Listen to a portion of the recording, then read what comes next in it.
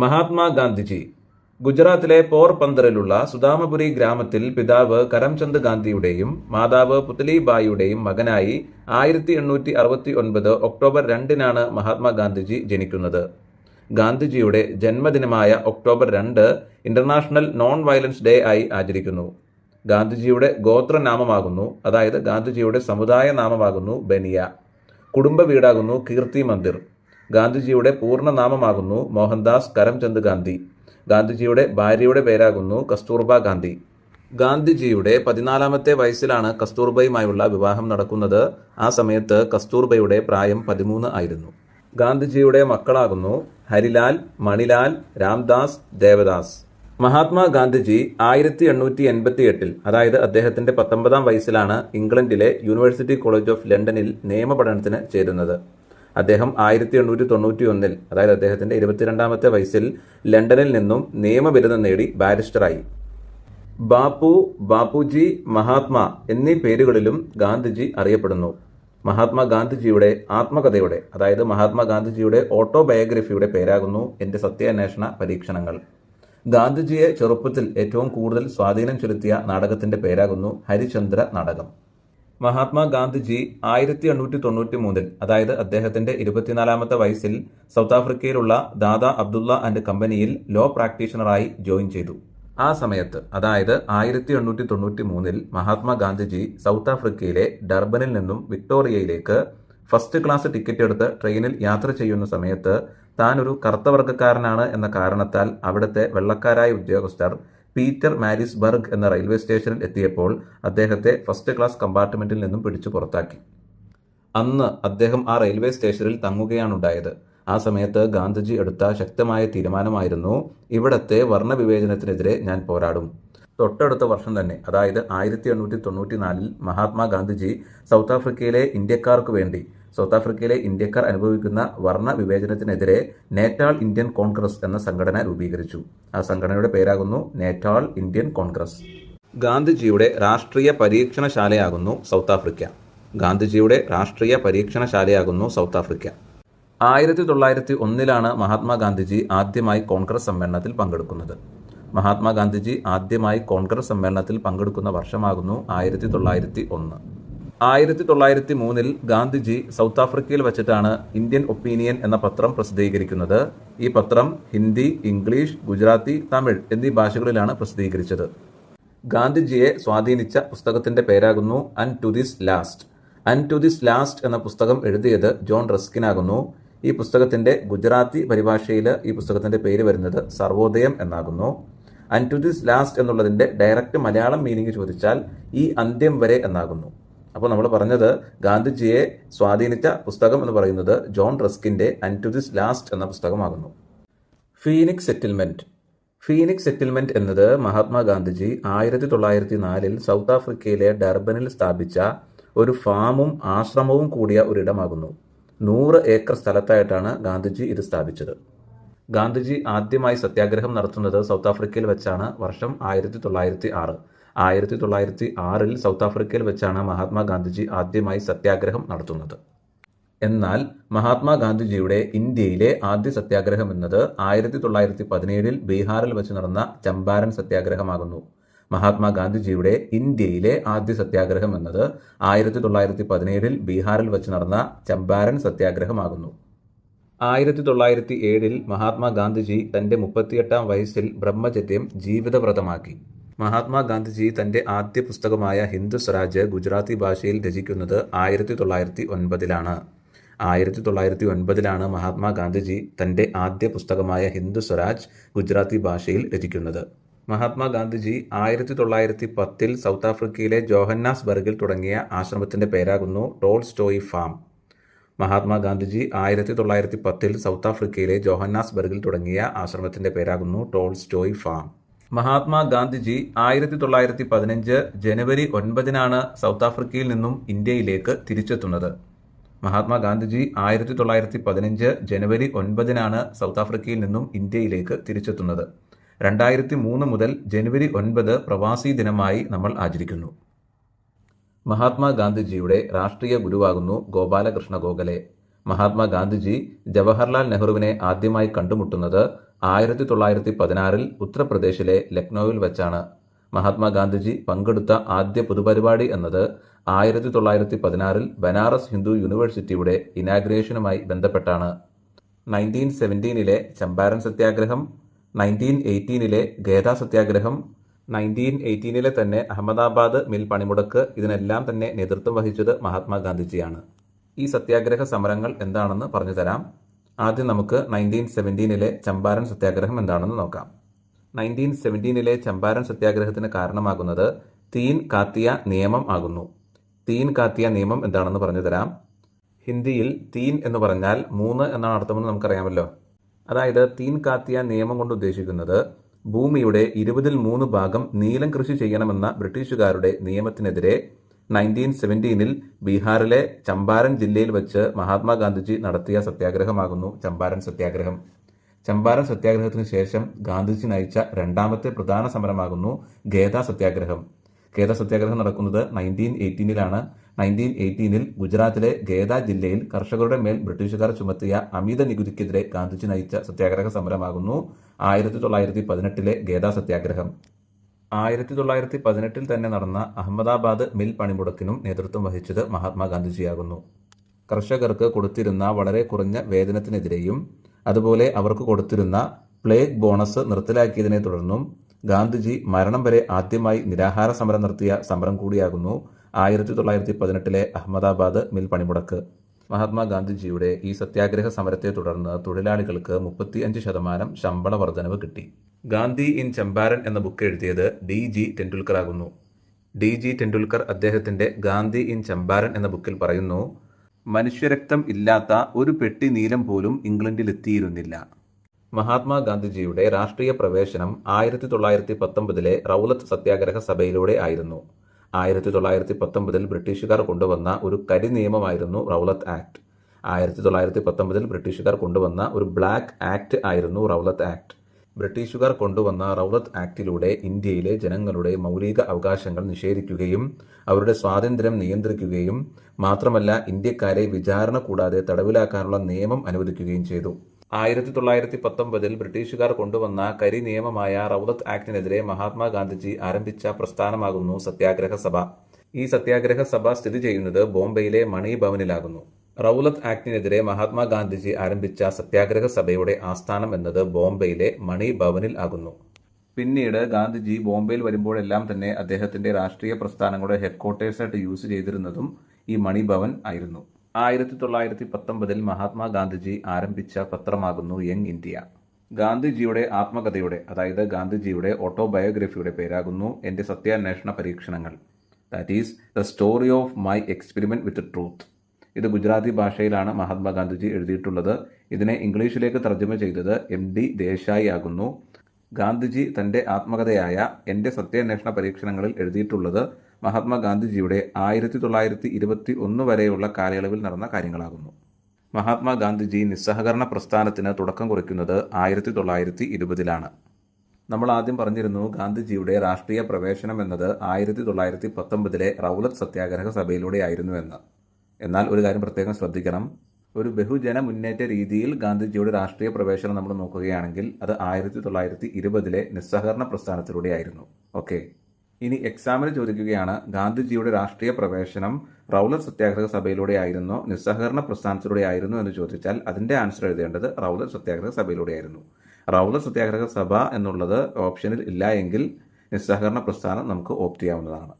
Gandhiji Himalayan മണ്ടത്തരം എന്ന് വിശേഷിപ്പിച്ചത് അദ്ദേഹത്തിന്റെ 1920 നിസ്സഹകരണ പ്രസ്ഥാനത്തെക്കുറിച്ചായിരുന്നു. ഗാന്ധിജി തന്റെ നിസ്സഹകരണ പ്രസ്ഥാനത്തെ ഹിമാലയൻ മണ്ടത്തരം എന്ന് പറയാനുള്ള കാരണം 1922 ഫെബ്രുവരി 5 ഉത്തർപ്രദേശിൽ നടന്ന ചൗരി ചൗര സംഭവത്തോടനുബന്ധിച്ചാണ്. മഹാത്മാഗാന്ധിജി ഇന്ത്യൻ നാഷണൽ കോൺഗ്രസിന്റെ പ്രസിഡന്റായിട്ടുള്ളത് ഒരേ ഒരു സമ്മേളനത്തിൽ മാത്രമാണ്. അത് 1924 ബൽഗാം സമ്മേളനത്തിൽ വെച്ചാകുന്നു. സ്വരാജ് ഫ്ലാഗ് ഡിസൈൻ ചെയ്തത് മഹാത്മാഗാന്ധിജിയാകുന്നു. വർഷം 1921.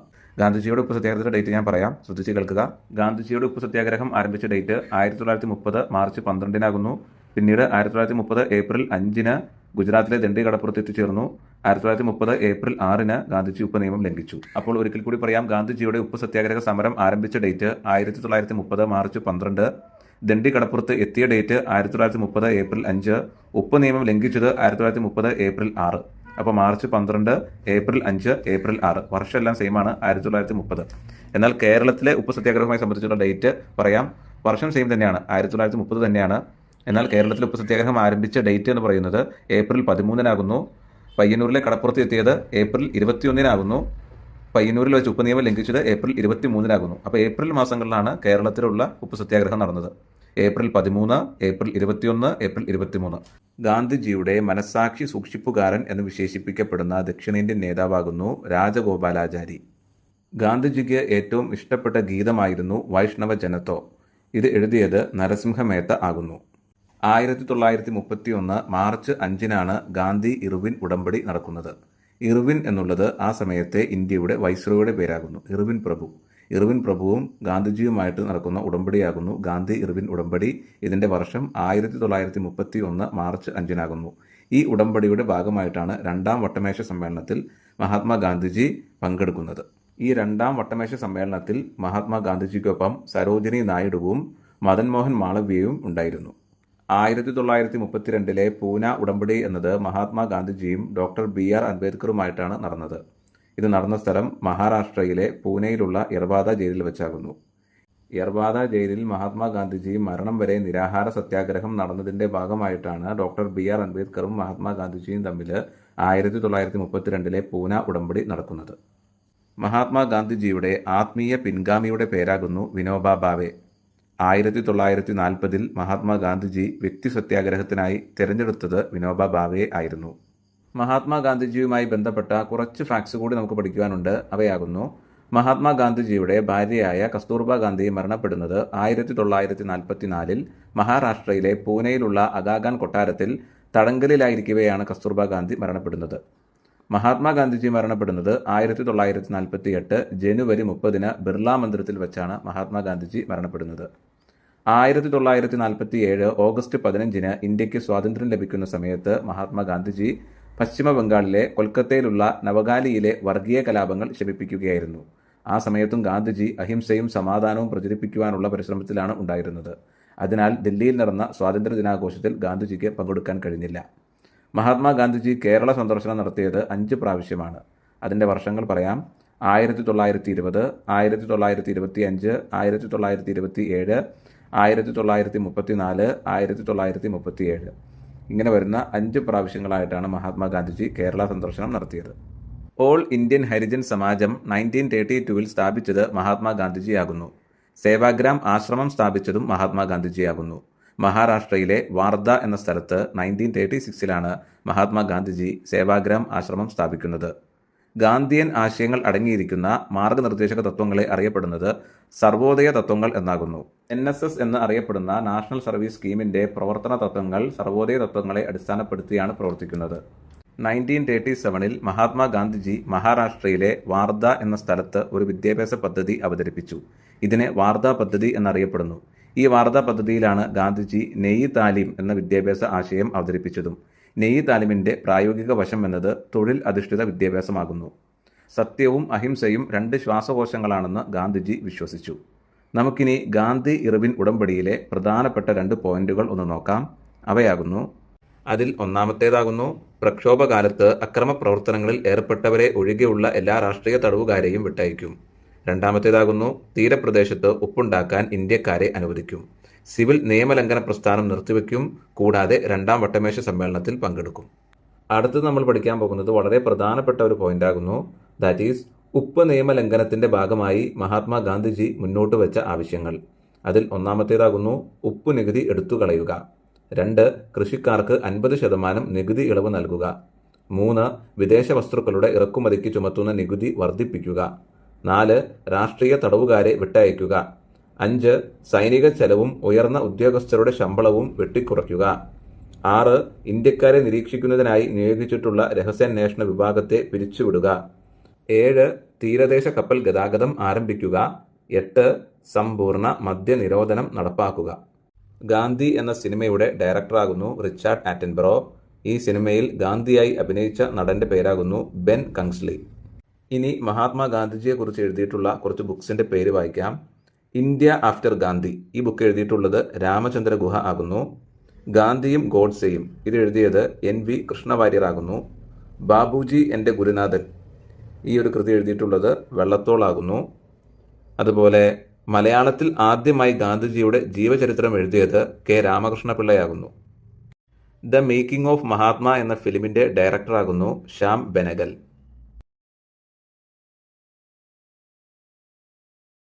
ജവഹർലാൽ നെഹ്റു 1889 to 1964. 1889 നവംബർ 14 ഉത്തർപ്രദേശിലെ അലഹബാദിൽ പിതാവ് മോത്തിലാൽ നെഹ്റുവിൻ്റെയും മാതാവ് സ്വരൂപ് റാണി നെഹ്റുവിൻ്റെയും മകനായി ജവഹർലാൽ നെഹ്റു ജനിച്ചു. ജവഹർലാൽ നെഹ്റുവിൻ്റെ ജന്മദിനമായ നവംബർ 14 ശിശുദിനമായി ഇന്ത്യയിൽ ആഘോഷിക്കുന്നു. ജവഹർലാൽ നെഹ്റുവിനെ കുട്ടികൾ ചാച്ചാജി എന്ന് വിളിച്ചിരുന്നു. ചാച്ച എന്നത് ഹിന്ദിയിൽ അങ്കിൾ എന്നാണ് അർത്ഥം. മുതിർന്നവർ സാധാരണയായി അദ്ദേഹത്തെ പണ്ഡിറ്റ് നെഹ്റു എന്നാണ് അഭിസംബോധന ചെയ്തത്. ആധുനിക ഇന്ത്യയുടെ ശില്പിയെന്നും ഇന്ത്യൻ വിദേശ നയത്തിന്റെ ശില്പിയെന്നും ഇന്ത്യൻ പഞ്ചവത്സര പദ്ധതിയുടെ പിതാവ് എന്നും ജവഹർലാൽ നെഹ്റു അറിയപ്പെടുന്നു. ജവഹർലാൽ നെഹ്റുവിന്റെ ജന്മവീടിന്റെ പേരാകുന്നു ആനന്ദഭവനം. അദ്ദേഹത്തിന്റെ ഔദ്യോഗിക വീടിന്റെ പേരാകുന്നു തീൻ മൂർത്തി ഭവൻ. ജവഹർലാൽ നെഹ്റുവിന്റെ ഭാര്യയുടെ പേരാകുന്നു കമല കൗൾ. സ്വതന്ത്ര ഇന്ത്യയിൽ നാണയത്തിൽ പ്രത്യക്ഷപ്പെട്ട ആദ്യ ഇന്ത്യൻ പ്രധാനമന്ത്രിയാകുന്നു ജവഹർലാൽ നെഹ്റു. 1989 സോവിയറ്റ് യൂണിയന്റെ സ്റ്റാമ്പിൽ ജവഹർലാൽ നെഹ്റു പ്രത്യക്ഷപ്പെട്ടിട്ടുണ്ട്. 1947 മുതൽ 1964 വരെ ഇന്ത്യയുടെ പ്രധാനമന്ത്രിയായിരുന്നു ജവഹർലാൽ നെഹ്റു. ഏറ്റവും കൂടുതൽ കാലം ഇന്ത്യയുടെ പ്രധാനമന്ത്രിയായിരുന്ന ഇന്ത്യൻ ദേശീയ നേതാവാകുന്നു ജവഹർലാൽ നെഹ്റു. ഇന്ത്യൻ ഭരണഘടനയുടെ ആമുഖം, ദാറ്റ് ഈസ് പ്രിയാമ്പിൾ, എഴുതി തയ്യാറാക്കിയിരിക്കുന്നത് ജവഹർലാൽ നെഹ്റു ആകുന്നു.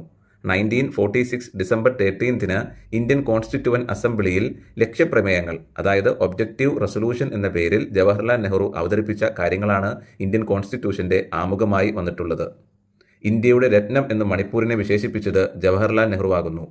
നാഗന്മാരുടെ റാണി എന്ന് റാണി ഗെയ്റ്റ്ലിയുവിനെ വിശേഷിപ്പിച്ചതും ജവഹർലാൽ നെഹ്റു ആകുന്നു. ഇന്ത്യയുടെ അണക്കെട്ടുകളെ രാജ്യത്തിലെ പുതിയ ക്ഷേത്രങ്ങൾ എന്നാണ് നെഹ്റു വിശേഷിപ്പിച്ചത്. കൃഷി പരാജയപ്പെട്ടാൽ സർക്കാരും രാജ്യവും പരാജയപ്പെടും എന്ന് പറഞ്ഞതും ജവഹർലാൽ നെഹ്റു ആകുന്നു. സോഷ്യലിസമാണ് ലോകത്തിന്റെ പ്രശ്നങ്ങളുടെയും ഇന്ത്യയുടെ പ്രശ്നത്തിന്റെയും പരിഹാരത്തിനുള്ള ഏക താക്കോൽ എന്ന് പറഞ്ഞതും ജവഹർലാൽ നെഹ്റു ആകുന്നു. മഹാത്മാഗാന്ധിജിയെ ജവഹർലാൽ നെഹ്റു ആദ്യമായി കണ്ടുമുട്ടുന്നത് 1916 ഉത്തർപ്രദേശിലെ ലക്നൌവിൽ വെച്ചാകുന്നു. ഇന്ത്യയുടെ രാഷ്ട്രപതി പദവിയെക്കുറിച്ച് ജവഹർലാൽ നെഹ്റു പറഞ്ഞത് ഇങ്ങനെയാകുന്നു. ദാറ്റ് ഈസ്, നമ്മൾ അദ്ദേഹത്തിന് യഥാർത്ഥ അധികാരങ്ങൾ ഒന്നും നൽകുന്നില്ല, എങ്കിലും പദവി അന്തസ്സും ആധികാരികവുമാണ്. ജവഹർലാൽ നെഹ്റുവിന്റെ 100ാം ജന്മദിനത്തോടനുബന്ധിച്ച് ആരംഭിച്ച ട്രെയിനാകുന്നു ശതാബ്ദി എക്സ്പ്രസ്. ജവഹർലാൽ നെഹ്റു ആദ്യമായി ഒരു കോൺഗ്രസ് സമ്മേളനത്തിൽ പങ്കെടുക്കുന്നത് 1912 ബീഹാറിലെ ബങ്കിപ്പൂരിൽ വെച്ച് നടന്ന കോൺഗ്രസ് സമ്മേളനത്തിലാകുന്നു. 1920 ജവഹർലാൽ നെഹ്റു കർഷകർക്ക് വേണ്ടി ബാബ രാംചന്ദ്രയോടൊപ്പം ചേർന്ന് ഔദ് കിസാൻ സഭ എന്ന സംഘടനയ്ക്ക് രൂപം നൽകി. 1928 സുഭാഷ് ചന്ദ്രബോസും ജവഹർലാൽ നെഹ്റുവും ചേർന്ന് ഇൻഡിപെൻഡൻസ് ഫോർ ഇന്ത്യ ലീഗ് എന്ന സംഘടന സ്ഥാപിച്ചു. ഇൻഡിപെൻഡൻസ് ഫോർ ഇന്ത്യ ലീഗ് എന്ന സംഘടനയുടെ പ്രസിഡന്റായിരുന്നു ശ്രീനിവാസ അയ്യങ്കാർ. 1929 ഇന്ത്യൻ നാഷണൽ കോൺഗ്രസിന്റെ ലാഹോർ സെഷന്റെ പ്രസിഡന്റായിരുന്നു ജവഹർലാൽ നെഹ്റു. മാത്രമല്ല 1938 സുഭാഷ് ചന്ദ്രബോസ് സ്ഥാപിച്ച ദേശീയ ആസൂത്രണ സമിതിയുടെ ആദ്യ അധ്യക്ഷനും ജവഹർലാൽ നെഹ്റു ആയിരുന്നു. 1942 ബോംബെ സമ്മേളനത്തിലാണ് ജവഹർലാൽ നെഹ്റു ക്വിറ്റ് ഇന്ത്യ പ്രമേയം അവതരിപ്പിക്കുന്നത്. ഇന്ത്യക്ക് സ്വാതന്ത്ര്യം ലഭിക്കുന്നതിന് തലേ ദിവസം രാത്രി, അതായത് 1947 ഓഗസ്റ്റ് 14 ജവഹർലാൽ നെഹ്റു വിധിയുമായുള്ള കൂടിക്കാഴ്ച എന്ന് പറഞ്ഞുകൊണ്ടാണ് തന്റെ പ്രസംഗത്തിന്റെ തുടക്കത്തിൽ ജനങ്ങളെ അഭിസംബോധന ചെയ്തത്. ലോകം മുഴുവൻ ഉറങ്ങിക്കിടക്കുമ്പോൾ ഒരു രാജ്യം സ്വാതന്ത്ര്യത്തിലേക്ക് ഉണർന്നെഴുന്നേറ്റിരിക്കുന്നു എന്ന് ആ പ്രസംഗത്തിൽ നെഹ്റു പറയുകയുണ്ടായി. മഹാത്മാഗാന്ധിജിയുടെ രാഷ്ട്രീയ പിൻഗാമിയാകുന്നു ജവഹർലാൽ നെഹ്റു. 1946 സെപ്റ്റംബർ 2 ഇന്ത്യയിൽ ഇടക്കാല ഗവൺമെന്റ് നിലവിൽ വന്നപ്പോൾ അതിന്റെ വൈസ് പ്രസിഡന്റ് കൂടിയായിരുന്നു ജവഹർലാൽ നെഹ്റു. 1954 ഇന്ത്യൻ പ്രധാനമന്ത്രിയായ ജവഹർലാൽ നെഹ്റുവും ചൈനീസ് പ്രധാനമന്ത്രിയായ ചൗ എൻ ലായും കൂടി ചേർന്നാണ് പഞ്ചശീല തത്വങ്ങളിൽ ഒപ്പുവെക്കുന്നത്. 1955 നെഹ്റുവിന് ഭാരതരത്ന ലഭിച്ചു. 1959 രാജസ്ഥാനിലെ നാഗൂരിൽ വെച്ച് പഞ്ചായത്തി രാജ് എന്ന സംവിധാനം ഇനാഗുറേറ്റ് ചെയ്തതും ജവഹർലാൽ നെഹ്റു ആകുന്നു. 1960 ജവഹർലാൽ നെഹ്റുവും പാകിസ്ഥാനിന്റെ പ്രസിഡന്റും കൂടിയായിരുന്ന അയ്യൂബ് ഖാനും കൂടി ചേർന്നുണ്ടാക്കിയ കരാറാകുന്നു സിന്ധു നദീജല കരാർ. 1964 മെയ് 27 ജവഹർലാൽ നെഹ്റു മരണപ്പെട്ടു. അദ്ദേഹത്തിന്റെ സമാധി സ്ഥലത്തിന്റെ പേരാകുന്നു ശാന്തിവനം. ജവഹർലാൽ നെഹ്റുവിന്റെ ആത്മകഥയുടെ പേരാകുന്നു ടുവാർഡ്സ് ഫ്രീഡം. അതുപോലെ ആൻ ഓട്ടോബയോഗ്രഫി എന്ന പേരിലും ജവഹർലാൽ നെഹ്റുവിന് ഓട്ടോബയോഗ്രഫി ഉണ്ട്. നാഷണൽ ഹെറാൾഡ് എന്ന പത്രം ജവഹർലാൽ നെഹ്റുവിൻ്റേതാകുന്നു. ജവഹർലാൽ നെഹ്റുവിൻ്റെ വളരെ പ്രധാനപ്പെട്ട പുസ്തകങ്ങളാകുന്നു ഇന്ത്യയെ കണ്ടെത്തൽ, അതുപോലെ ഗ്ലിംസ് ഓഫ് വേൾഡ് ഹിസ്റ്ററി, ഒരച്ഛൻ മകൾക്ക് അയച്ച കത്തുകൾ. ജവഹർലാൽ നെഹ്റുവിന് ഒരു കുട്ടിയായിരുന്നു ഉണ്ടായിരുന്നത്. അദ്ദേഹത്തിൻ്റെ മകളുടെ പേരാകുന്നു Indira Priyadarshini. Doctor B R Ambedkar 1891 to 1956 ആധുനിക മനുവെന്നും ഇന്ത്യൻ ഭരണഘടനയുടെ ശില്പിയെന്നും അറിയപ്പെടുന്ന സോഷ്യൽ റീഫോമറാകുന്നു doctor B R Ambedkar. Indian ഭരണഘടനയുടെ ഡ്രാഫ്റ്റിംഗ് കമ്മിറ്റി ചെയർമാനും സ്വതന്ത്ര ഇന്ത്യയിലെ ആദ്യ നിയമമന്ത്രിയും കൂടിയാകുന്നു ഡോക്ടർ ബി ആർ അംബേദ്കർ. ചരിത്രത്തിന് മറക്കാൻ കഴിയാത്ത മനുഷ്യനെന്ന് മഹാത്മാഗാന്ധിജി വിശേഷിപ്പിച്ച വ്യക്തി കൂടിയാണ് അംബേദ്കർ. 3 വട്ടമേശ സമ്മേളനങ്ങളിൽ പങ്കെടുത്ത ദേശീയ നേതാവാകുന്നു Ambedkar. 1891 April 14 doctor B R Ambedkar ജനിക്കുന്നത്. അംബേദ്കറിന്റെ ജന്മദിനമായ ഏപ്രിൽ 14 ദേശീയ ജലദിനമായി ആചരിക്കുന്നു. 1956 മഹാരാഷ്ട്രയിലെ നാഗ്പൂരിൽ വച്ചാണ് ഡോക്ടർ ബി ആർ അംബേദ്കർ ബുദ്ധമതം സ്വീകരിക്കുന്നത്. ഞാൻ ഹിന്ദുവായാണ് ജനിച്ചത്, എന്നാൽ മരിക്കുന്നത് ഹിന്ദുവായല്ല എന്ന് പറഞ്ഞത് ഡോക്ടർ ബി ആർ അംബേദ്കർ ആകുന്നു. അദ്ദേഹം ബുദ്ധമതം സ്വീകരിക്കുന്ന അതേ വർഷം തന്നെ, അതായത് 1956 തന്നെ, 1956 ഡിസംബർ 6 അദ്ദേഹം മരണപ്പെടുന്നതും. ഡോക്ടർ ബി ആർ അംബേദ്കറിന്റെ ചരമദിനമായ ഡിസംബർ 6 മഹാപരിവാൺ ദിവസ് ആയി ആചരിക്കുന്നു. മഹാപരിവാൺ എന്നത് ഒരു സാൻസ്ക്രിറ്റ് വേർഡാണ്. ഈ ഒരു സാൻസ്ക്രിറ്റ് വേർഡിന്റെ അർത്ഥം എന്നത് ഫൈനൽ ലിബറേഷൻ എന്നാകുന്നു. ഡോക്ടർ ബി ആർ അംബേദ്കർ അന്ത്യവിശ്രമം കൊള്ളുന്നത് മഹാരാഷ്ട്രയിലെ മുംബൈയിലുള്ള ചൈത്യഭൂമിയിലാകുന്നു. 1990 ഡോക്ടർ ബി ആർ അംബേദ്കറിന് മരണാനന്തര ബഹുമതിയായി ഭാരതരത്ന ലഭിക്കുകയുണ്ടായി. ഇന്ത്യൻ കോൺസ്റ്റിറ്റ്യൂഷനിലെ ഡി പി എസ് പി എന്ന് പറയുമ്പോൾ ഡയറക്റ്റീവ് പ്രിൻസിപ്പിൾസ് ഓഫ് സ്റ്റേറ്റ് പോളിസിയെ, അതായത് മാർഗനിർദ്ദേശക തത്വങ്ങളെ novel features of Indian constitution എന്നാണ് ഡോക്ടർ ബി ആർ അംബേദ്കർ വിശേഷിപ്പിച്ചത്. ഇന്ത്യൻ കോൺസ്റ്റിറ്റ്യൂഷനിലെ ഡി പി എസ് പിയെ, അതായത് മാർഗനിർദ്ദേശക തത്വങ്ങളെ novel features of Indian constitution എന്നാണ് ഡോക്ടർ ബി ആർ അംബേദ്കർ വിശേഷിപ്പിച്ചത്. ക്വിറ്റ് ഇന്ത്യ സമരത്തെ ഒരു ഭ്രാന്തൻ സാഹസികത എന്ന് വിശേഷിപ്പിച്ചത് ഡോക്ടർ ബി ആർ അംബേദ്കർ ആകുന്നു. ഡോക്ടർ ബി ആർ അംബേദ്കർ പറഞ്ഞിട്ടുള്ള ഒരു കോട്ടുണ്ട്, അത് വായിക്കാം. കാളയെ പോലെ പണിയെടുക്കൂ, സന്യാസിയെ പോലെ ജീവിക്കൂ. മാത്രമല്ല ഡോക്ടർ ബി ആർ അംബേദ്കർ പറഞ്ഞ മറ്റൊരു വാക്കുകളാകുന്നു, ഇന്നലെ വരെ ഇന്ത്യയുടെ കുറ്റങ്ങൾക്കും കുറവുകൾക്കും നമുക്ക് പഴി പറയുവാൻ ബ്രിട്ടീഷുകാർ ഉണ്ടായിരുന്നു. ഇനി മുതൽ നമ്മുടെ കുറ്റങ്ങൾക്കും കുറവുകൾക്കും നാം തന്നെയാണ് പഴി പറയേണ്ടത് എന്ന് പറഞ്ഞത് ഡോക്ടർ ബി ആർ അംബേദ്കർ ആകുന്നു. അംബേദ്കറിൻ്റെ പ്രധാനപ്പെട്ട 2 ബുക്കുകളാകുന്നു അനിഹിലേഷൻ ഓഫ് കാസ്റ്റ്, അതുപോലെ മറ്റൊരു ബുക്കാകുന്നു കാസ്റ്റ് ഇൻ ഇന്ത്യ.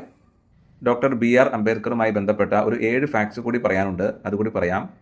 1920 പ്രസിദ്ധീകരണം ആരംഭിച്ച മൂക് നായക് എന്ന പത്രം ഡോക്ടർ ബി ആർ അംബേദ്കറിൻ്റേതാകുന്നു.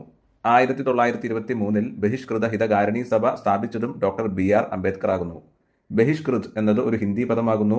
സാമൂഹികമായി അവഗണിക്കപ്പെട്ടവരെയാണ് ബഹിഷ്കൃതർ എന്ന് പറയുന്നത്. 1923 ബഹിഷ്കൃത ഹിതകാരിണി സഭ സ്ഥാപിച്ചത് ഡോക്ടർ ബി ആർ അംബേദ്കർ ആകുന്നു. 1932 പൂന ഉടമ്പടി അംബേദ്കറുമായി ബന്ധപ്പെട്ടിരിക്കുന്നു. പൂന ഉടമ്പടി നടത്തിയത് അംബേദ്കറും ഗാന്ധിജിയും തമ്മിലാകുന്നു. അതുപോലെ 1936 doctor B R Ambedkar independence labour party രൂപീകരിച്ചത്. 1942 അഖിലേന്ത്യാ പട്ടികജാതി ഫെഡറേഷൻ പാർട്ടി രൂപീകരിച്ചതും ഡോക്ടർ ബി ആർ അംബേദ്കർ ആകുന്നു. 1945 പീപ്പിൾ എഡ്യൂക്കേഷൻ സൊസൈറ്റി സ്ഥാപിച്ചതും ഡോക്ടർ ബി ആർ അംബേദ്കർ ആകുന്നു. ബഹിഷ്കൃത ഭാരത് ദൈവാരിക ഡോക്ടർ ബി ആർ അംബേദ്കറിൻ്റേതാകുന്നു. ബാലഗംഗാധര തിലക് 1884 സ്ഥാപിച്ച ഡെക്കാൻ എഡ്യൂക്കേഷൻ സൊസൈറ്റിയുടെയും 1885 സ്ഥാപിച്ച ഫർഗൂസൺ കോളേജിന്റെയും സ്ഥാപകനാകുന്നു ബാലഗംഗാധര തിലക്. ലോകമാന്യ എന്നു പേരുള്ള ഇന്ത്യൻ ദേശീയ നേതാവാകുന്നു ബാലഗംഗാധര തിലക്. ലോകമാന്യ എന്ന വാക്കിന്റെ അർത്ഥം യൂണിവേഴ്സലി അക്സെപ്റ്റഡ് എന്നാകുന്നു. സ്വയം ഭരണം എന്ന ആശയം ആദ്യമായി മുന്നോട്ട് വച്ച social റീഫോമറാകുന്നു Balagangadhara Tilak.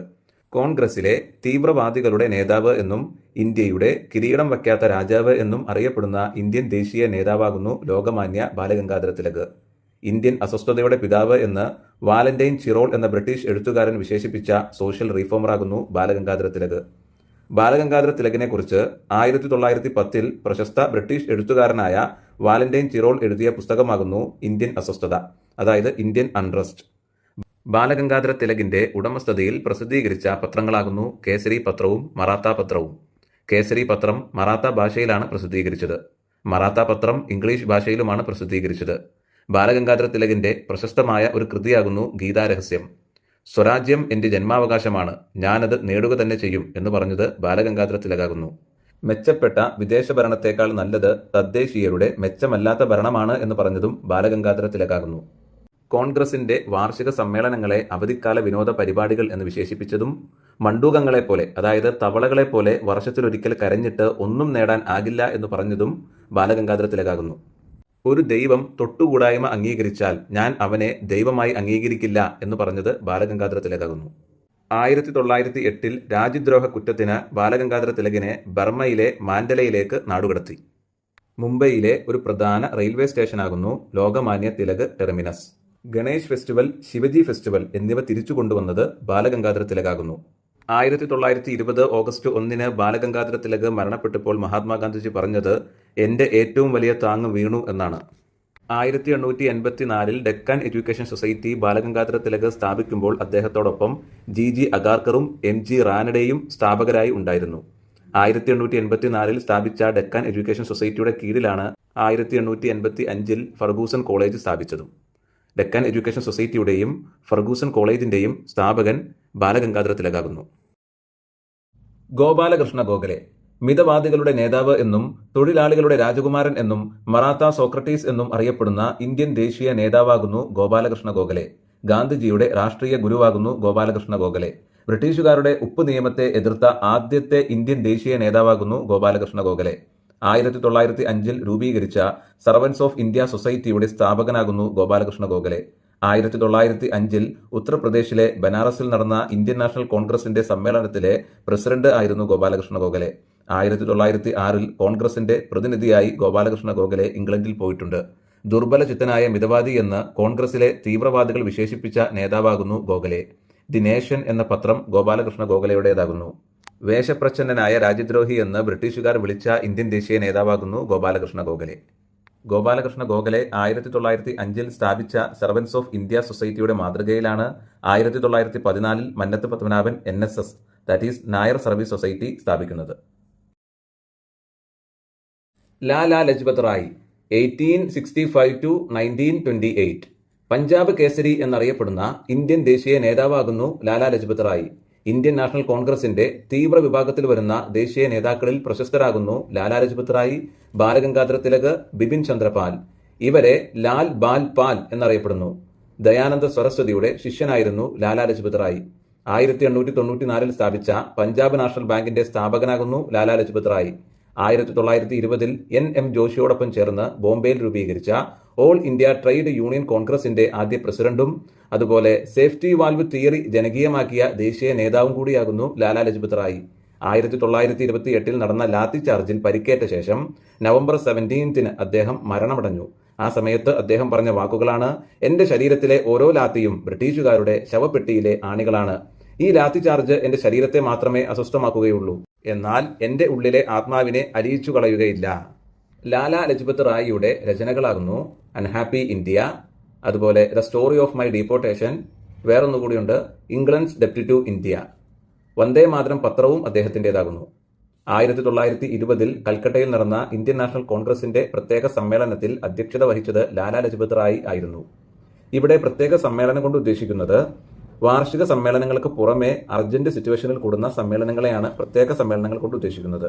For example, അടിയന്തര സാഹചര്യങ്ങൾ, നിർണായക തീരുമാനങ്ങൾ, നയപരമായ മാറ്റങ്ങൾ, പ്രധാന പ്രമേയങ്ങൾ തുടങ്ങിയവയ്ക്ക് നമ്മൾ വാർഷിക സമ്മേളനങ്ങൾക്ക് പുറമെ പ്രത്യേക സമ്മേളനങ്ങൾ കൂടാറുണ്ട്. ഓക്കെ. 1920 കൽക്കട്ടയിൽ നടന്ന ഇന്ത്യൻ നാഷണൽ കോൺഗ്രസിന്റെ പ്രത്യേക സമ്മേളനത്തിൽ അധ്യക്ഷത വഹിച്ചത് ലാലാ ലജ്പത് റായ് ആയിരുന്നു. 1907 പഞ്ചാബിൽ ഭൂമി ഉടമസ്ഥാവകാശവുമായി സംബന്ധിച്ച് പ്രക്ഷോഭം നടത്തിയിരുന്ന കാലത്ത് ലാലാ ലജ്പത് റായിയെ ബർമ്മയിലേക്ക് നാടുകടത്തി. ബർമ്മ ഇന്ന് അറിയപ്പെടുന്നത് മ്യാൻമർ എന്നാണ്. ലാലാ ലജ്പത് റായിയുടെ ഭാര്യയുടെ പേരാകുന്നു രാധാദേവി അഗർവാൾ.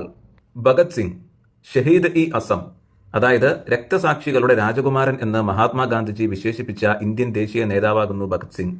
പഞ്ചാബിലെ ലാഹോറിലുള്ള ബാങ്ക എന്ന പ്രദേശത്ത് 1907 ഭഗത് സിംഗ് ജനിക്കുന്നത്. മുഹമ്മദ് ഇക്ബാൽ എഴുതിയ ഇൻകുലാബ് സിന്ദാബാദ് എന്ന മുദ്രാവാക്യം ആദ്യമായി മുഴക്കിയ ഇന്ത്യൻ ദേശീയ നേതാവാകുന്നു ഭഗത് സിംഗ്. കോംറേഡ് എന്ന മാഗസീൻ ഭഗത് സിംഗിന്റേതാകുന്നു. എന്നാൽ കോംറേഡ് എന്ന പത്രമുണ്ട്. കോംറേഡ് എന്ന പത്രം മൗലാന മുഹമ്മദ് അലിയുടേതാകുന്നു. ഭഗത് സിംഗിന്റെ 12ാം വയസ്സിലാണ്, അതായത് 1919 ജാലിയൻ വാലാബാഗ് കൂട്ടക്കൊല നടക്കുന്നത്. ഈ വയസ്സിൽ ഭഗത് സിംഗ് എടുത്ത പ്രതിജ്ഞയായിരുന്നു, ഇതിന് ഞാൻ പ്രതികാരം ചെയ്യും. 1929 ഭഗത് സിംഗ് ബതുകേശ്വർ ദത്തിനോടൊപ്പം ചേർന്ന് ഡൽഹി അസംബ്ലി ഹാളിൽ ബോംബെറിഞ്ഞത്. ഈ ബോംബേറിൽ ആരും തന്നെ മരണപ്പെട്ടിട്ടില്ല. ബ്രിട്ടീഷ് ഉദ്യോഗസ്ഥരെ ഭയപ്പെടുത്തുന്നതിന് വേണ്ടിയിട്ടും അവരെ ജാഗരൂകരാക്കുന്നതിന് വേണ്ടിയിട്ടുമാണ് ഇത്തരത്തിലുള്ള ഒരു ബോംബേർ നടത്തിയത്. ഈ ബോംബേറിൽ ആരും തന്നെ മരണപ്പെട്ടിട്ടില്ല. എന്നാൽ ഭഗത് സിംഗിനെ അറസ്റ്റ് ചെയ്യുന്നതും അദ്ദേഹത്തെ തൂക്കിലേറ്റുന്നതും മറ്റൊരു കേസിലാണ്. ആ കേസിന്റെ പേരാകുന്നു ലാഹോർ ഗൂഢാലോചന കേസ്. ലാഹോർ ഗൂഢാലോചന കേസ് എന്താണെന്ന് പറഞ്ഞാൽ, ലാലാ ലജ്പത് റായിയെ ലാത്തി ചാർജിൽ അടിച്ച് പരിക്കേൽപ്പിച്ച് കൊല്ലുന്നതിന് നേതൃത്വം കൊടുത്ത ബ്രിട്ടീഷ് ഉദ്യോഗസ്ഥനെ വധിക്കുന്നതിന് വേണ്ടിയിട്ട് ഭഗത് സിംഗും രാജ്ഗുരുവും സുഖദേവും കൂടി നടത്തിയ ഗൂഢാലോചനയാകുന്നു ലാഹോർ ഗൂഢാലോചന കേസ്. ഈ ഗൂഢാലോചനയുടെ ഭാഗമായിട്ട് ഇവർ ഒരു ബ്രിട്ടീഷ് ഉദ്യോഗസ്ഥനെ വധിച്ചു. അത് ലാലാ ലജ്പത് റായിയെ വധിച്ച ബ്രിട്ടീഷ് ഉദ്യോഗസ്ഥനെ ആയിരുന്നില്ല. അവർക്ക് ആള് മാറിപ്പോയി. അത് സോണ്ടേഴ്സ് എന്ന പേരുള്ള മറ്റൊരു ബ്രിട്ടീഷ് ഉദ്യോഗസ്ഥനെയാണ് ഇവർ വധിച്ചത്. എന്തായിരുന്നാലും ഒരു ബ്രിട്ടീഷ് ഉദ്യോഗസ്ഥനെ വധിച്ചു എന്ന കാരണത്താൽ ഇവരെ അറസ്റ്റ് ചെയ്യുകയും കോടതി വിചാരണയ്ക്ക് ശേഷം ബതുകേശ്വർ ദത്തിനെ ജീവപര്യന്തം ശിക്ഷിക്കുകയും ചെയ്തു. രാജ്ഗുരു, അതുപോലെ സുഖദേവ്, ഭഗത് സിംഗ് എന്നീ 3 പേരെ തൂക്കിലേറ്റാൻ വിധിക്കുകയും ചെയ്തു. രാജ്ഗുരുവിനെയും സുഖദേവിനെയും ഭഗത് സിംഗിനെയും 1931 മാർച്ച് 23 ലാഹോർ ജയിലിൽ തൂക്കിലേറ്റി. തൂക്കിലേറ്റുന്ന സമയത്ത് ഭഗത് സിംഗിന്റെ പ്രായം 24 ആയിരുന്നു. വിചാരണ സമയത്ത് ഭഗത് സിംഗ് പറഞ്ഞ വാക്കുകളാകുന്നു: ചിലപ്പോൾ എന്നെ വധിച്ചേക്കാം, എന്നാൽ ഒരിക്കലും എന്റെ ആശയങ്ങളെ നശിപ്പിക്കാനാകില്ല. ഭഗത് സിംഗിന്റെ ഓട്ടോബയോഗ്രഫിയുടെ, അതായത് ഭഗത് സിംഗിന്റെ ആത്മകഥയുടെ പേരാകുന്നു why I am an atheist. Bhagat സിംഗിന്റെ ഒരു ബുക്കുണ്ട്, അതിന്റെ പേരാകുന്നു the idea of nation. Bhagat സിംഗിന്റെ നേതൃത്വത്തിൽ രൂപീകരിച്ച സംഘടനകളാകുന്നു 1926 രൂപീകരിച്ച നവജവാൻ ഭാരത് സഭ, അതുപോലെ 1928 രൂപീകരിച്ച Hindustan socialist republican association. Bhagat സിംഗിനെ കുറിച്ച് കുൽദീപ് നയ്യാർ എഴുതിയ പുസ്തകമാകുന്നു without fear the life and trial of Bhagat Singh. Operation Trojan horse Bhagat സിംഗുമായി ബന്ധപ്പെട്ടിരിക്കുന്നു. ഓപ്പറേഷൻ ട്രോജൻ ഹോഴ്സ് എന്നത് ഭഗത് സിംഗിനെയും അതുപോലെ രാജ്ഗുരു, സുഖദേവ് എന്നിവരെയും തൂക്കിലേറ്റുന്ന സമയത്ത് ബ്രിട്ടീഷ് ഗവൺമെന്റ് നടത്തിയ ഒരു രഹസ്യ നീക്കമായിരുന്നു. ഓപ്പറേഷൻ ട്രോജൻ ഹോഴ്സിന്റെ ഭാഗമായിട്ട് ഭഗത് സിംഗിനെയും സുഖദേവിനെയും രാജ്ഗുരുവിനെയും തൂക്കിലേറ്റുക എന്നുള്ളത് ഒരു പ്രഹസനമായി ഇന്ത്യക്കാരെ ബോധ്യപ്പെടുത്തിയ ശേഷം ഇവരെ ഒരു തൂക്കിലേറ്റിയതിന്റെ ഒരു അർദ്ധ അബോധാവസ്ഥയിലെത്തിയപ്പോൾ ഇവരെ അതിൽ നിന്നും മോചിപ്പിച്ച് ഇവർ വധിച്ച ഉദ്യോഗസ്ഥന്റെ ഫാമിലി, അതായത് സോണ്ടേഴ്സിന്റെ ഫാമിലിക്ക് ഇവരെ എത്തിച്ചു കൊടുത്തു. ആ സമയത്ത് ഇവർക്ക് ജീവനുണ്ടായിരുന്നു. എന്നിട്ട് സോണ്ടേഴ്സിന്റെ ഫാമിലിയിലുള്ളവരും മറ്റ് ബ്രിട്ടീഷ് ഉദ്യോഗസ്ഥരും ജീവനുള്ള ഈ 3 പേരെയും ഒരുപാട് മർദ്ദിക്കുകയും അതിനുശേഷം അവരുടെ കലി അടങ്ങുന്നതുവരെ ഇവരുടെ ശരീരത്ത് ആകെ വെടിയുതിർക്കുകയും ചെയ്തു. അത്തരത്തിൽ അവരുടെ കലി അടങ്ങുന്നതുവരെ ഈ 3 പേരെയും വളരെയധികം പീഡിപ്പിച്ച് ടോർച്ചർ ചെയ്തുമാണ് കൊന്നത്. ഇത്തരത്തിൽ ബ്രിട്ടീഷ് സർക്കാർ നീക്കിയ ഈ രഹസ്യ നീക്കത്തെയാണ് ഓപ്പറേഷൻ ട്രോജൻ ഹോഴ്സ് എന്നറിയപ്പെടുന്നത്. സർദാർ വല്ലഭായ് പട്ടേൽ 1875 to 1950. ഇന്ത്യൻ നാട്ടുരാജ്യ സംയോജനത്തിന് നേതൃത്വം നൽകിയ ഇന്ത്യയുടെ ദേശീയ നേതാവാകുന്നു സർദാർ വല്ലഭായ് പട്ടേൽ.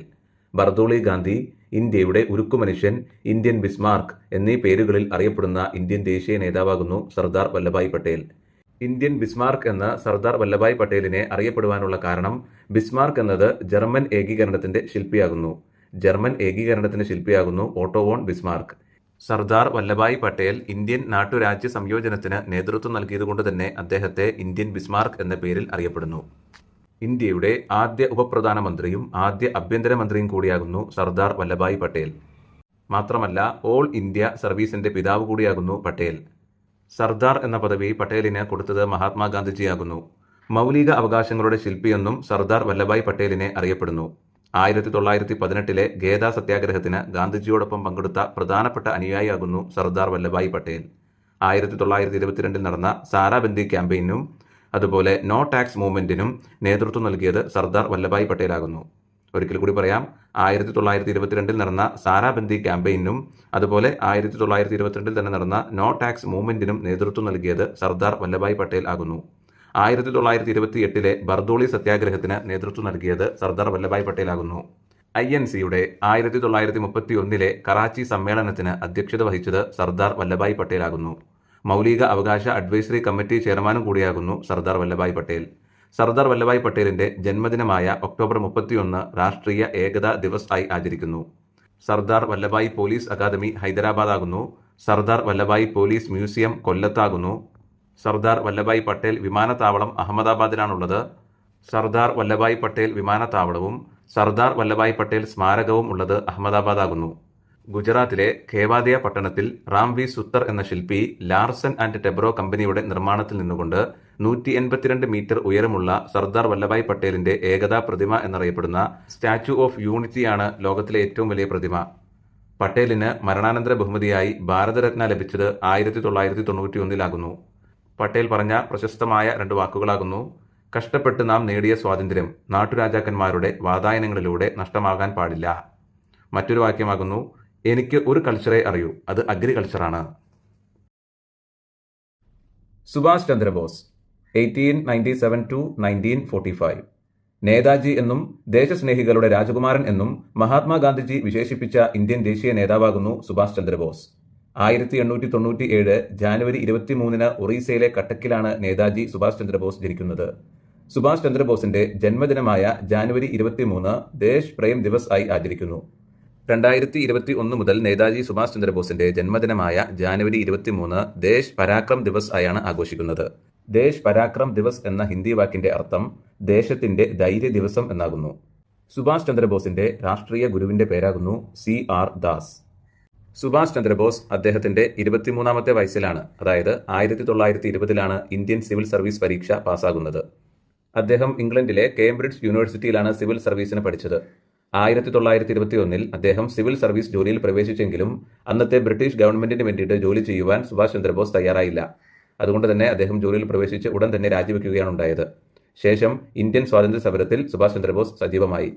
1928 ജവഹർലാൽ നെഹ്റുവും സുഭാഷ് ചന്ദ്രബോസും ചേർന്ന് രൂപീകരിച്ച പാർട്ടിയുടെ പേരാകുന്നു ഇൻഡിപെൻഡൻസ് ലീഗ്. 1938 ഗുജറാത്തിലെ ഹരിപുരയിൽ നടന്ന ഇന്ത്യൻ നാഷണൽ കോൺഗ്രസിന്റെ സമ്മേളനത്തിന് അധ്യക്ഷത വഹിച്ചത് നേതാജി സുഭാഷ് ചന്ദ്രബോസ് ആയിരുന്നു.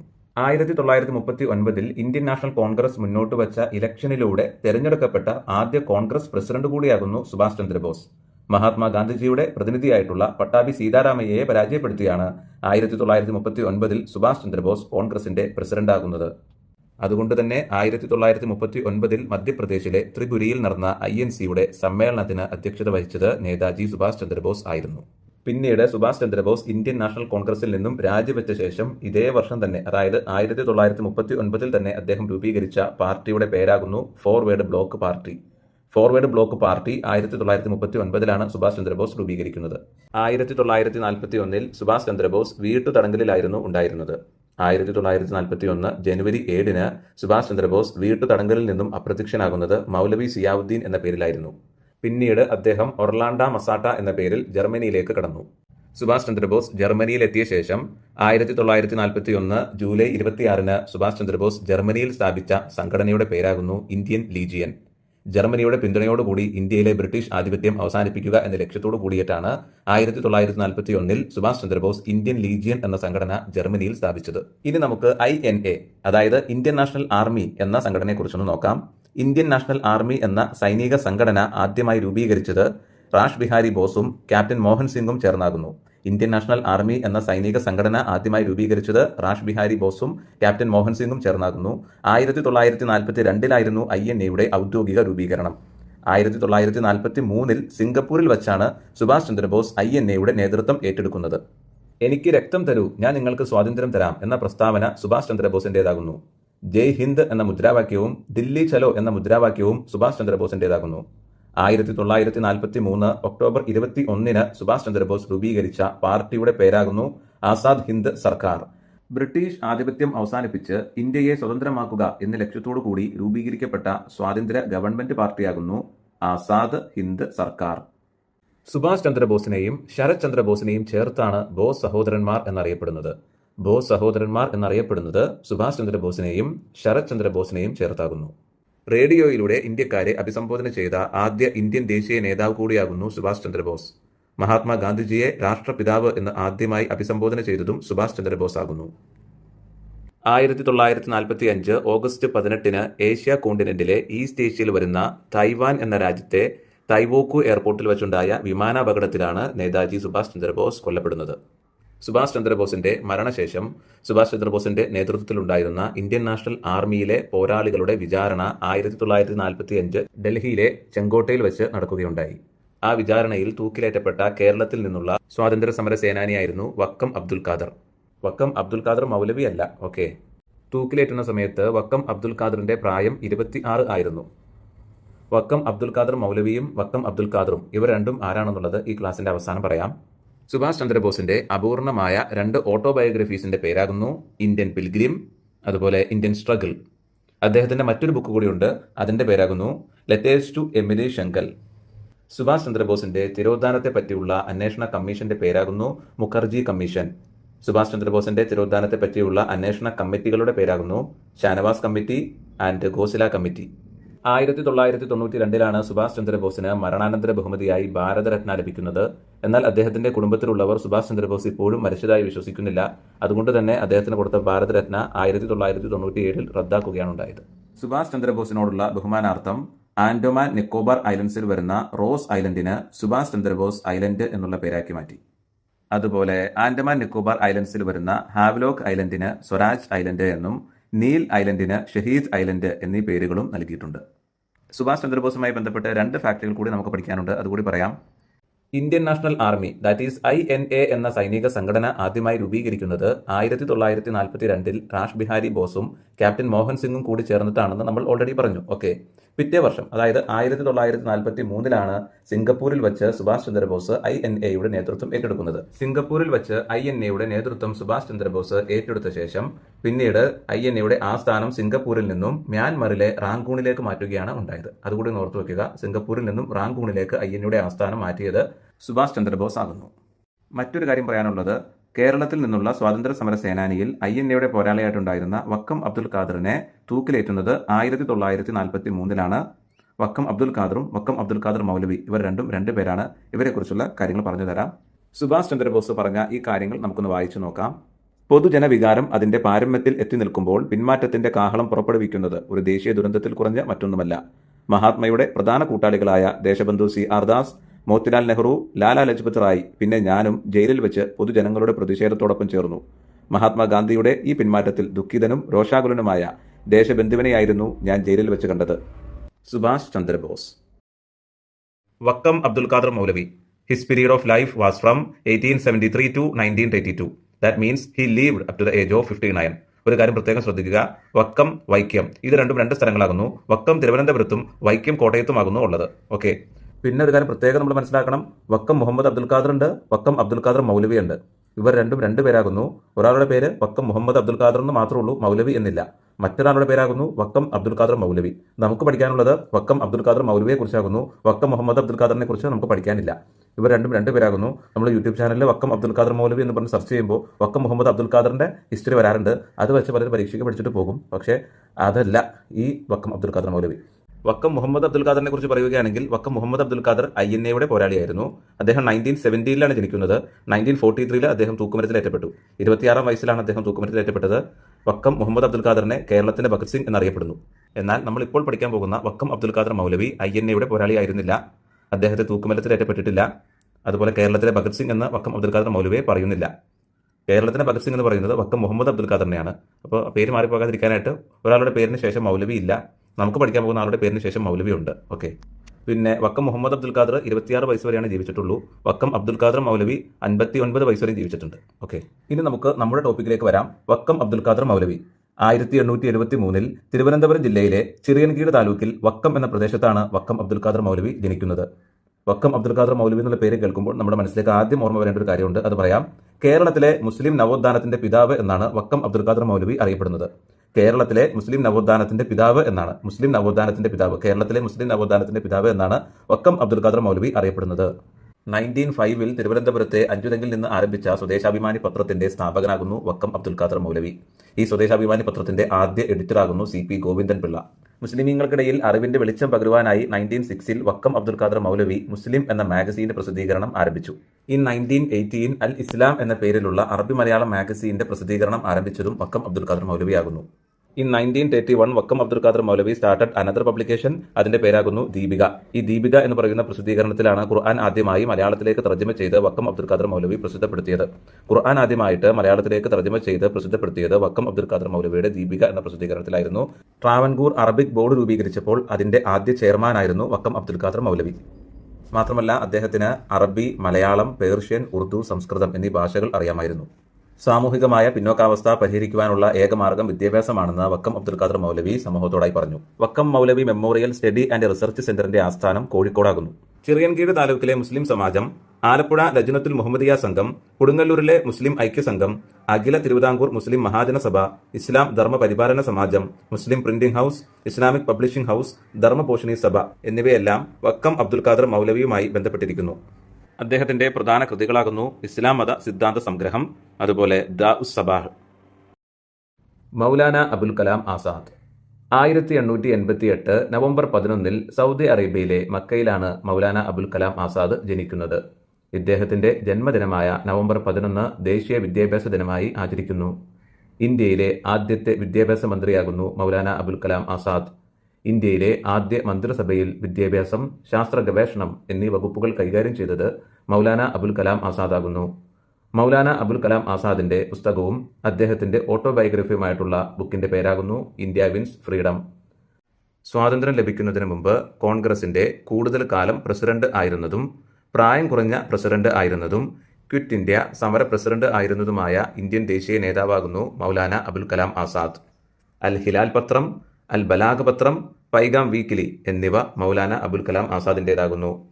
മൗലാന അബുൽ കലാം ആസാദിന് മരണാനന്തര ബഹുമതിയായി ഭാരതരത്ന ലഭിക്കുന്നത് 1992 മൗലാന അബുൽ കലാം ആസാദ് ഈ ലോകത്തോട് വിട പറഞ്ഞത് 1958 ഫെബ്രുവരി 22 മദൻ മോഹൻ മാളവ്യ 1861 to 1946. 1916 സ്ഥാപിതമായ ബനാറസ് ഹിന്ദു യൂണിവേഴ്സിറ്റിയുടെ സ്ഥാപകനാകുന്നു മദൻ മോഹൻ മാളവ്യ. യാചകരുടെ രാജകുമാരൻ എന്നും മഹാമാന എന്നും അറിയപ്പെടുന്ന ഇന്ത്യൻ ദേശീയ നേതാവാകുന്നു പണ്ഡിറ്റ് മദൻ മോഹൻ മാളവ്യ. മഹാമാന എന്ന ഹിന്ദി വാക്കിന്റെ അർത്ഥം great minded or high sold എന്നാകുന്നു. 1915 മദൻ മോഹൻ മാളവ്യ ഹിന്ദു മഹാസഭ സ്ഥാപിക്കുന്നത്. ഹിന്ദു മഹാസഭയെ പ്രതിനിധാനം ചെയ്ത് വട്ടമേശ സമ്മേളനത്തിൽ പങ്കെടുത്ത ഇന്ത്യൻ ദേശീയ നേതാവാകുന്നു മദൻ മോഹൻ മാളവ്യ. സത്യമേവ ജയതേ എന്ന മുദ്രാവാക്യം ജനകീയമാക്കിയ ഇന്ത്യൻ ദേശീയ നേതാവ് കൂടിയാകുന്നു മദൻ മോഹൻ മാളവ്യ. ദ ലീഡർ, അഭ്യുദയ, മര്യാദ എന്നീ ന്യൂസ് പേപ്പേഴ്സ് മദൻ മോഹൻ മാളവ്യയുടേതാകുന്നു. മദൻ മോഹൻ മാളവ്യയോടുള്ള ബഹുമാനാർത്ഥം ഡൽഹി മുതൽ വാരണാസി വരെ പോകുന്ന എക്സ്പ്രസ് ട്രെയിനിന്റെ പേര് മഹാമാന എക്സ്പ്രസ് എന്നാക്കിയിട്ടുണ്ട്. 2015 മരണാനന്തര ബഹുമതിയായി മദൻ മോഹൻ മാളവ്യയ്ക്ക് ഭാരതരത്നം ലഭിക്കുകയുണ്ടായി.